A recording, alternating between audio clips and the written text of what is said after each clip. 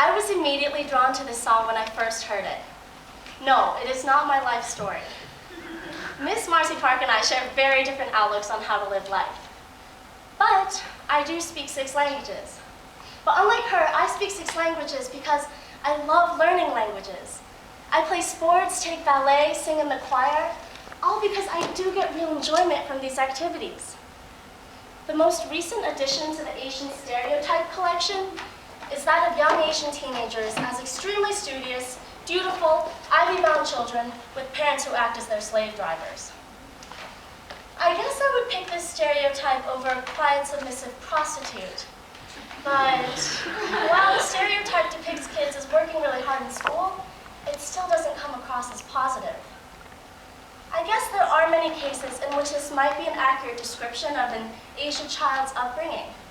But there's no room in this stereotype for the Asian kids who don't become doctors or lawyers, and the Asian parents who are not pushing their kids' noses to the grindstone.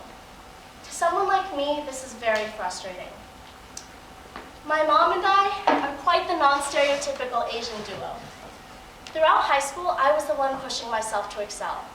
My mom, on the other hand, was always telling me to slow down, not to take on too many things, to get more sleep. If there's anything she complained about, it was the amount of driving I made her do with all my extracurriculars. Maybe the overachieving Asian student stereotype is still going on here, but being student body president, being captain of the fencing team, starring in the high school musical, all of these things were important to me. They made me happy. It wasn't a job, it was fun.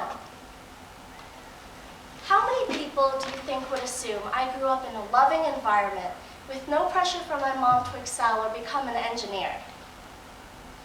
Not that many. While it might seem that the stereotype can't possibly be that offensive, because after all, it's just saying that Asian kids work really hard because their parents force them to do everything, right? Well, no thank you. I don't take it as a compliment. Think about it. What about Asian kids like me?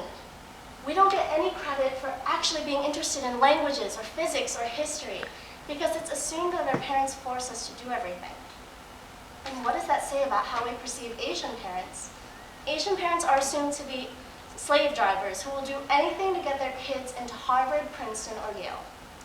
Well, what culture doesn't have parents who want their kids to go to elite universities? Asian parents have simply become the symbol of overbearing parents that other cultures can hide behind. There are no representatives of people like me or my mom out there, and especially not on stage. Avenue Q and 25th Annual Putnam County Spelling Bee may present themselves as liberal, new, open-minded, stereotype-breaking musicals. But the fact of the matter is, they capitalize on stereotypes.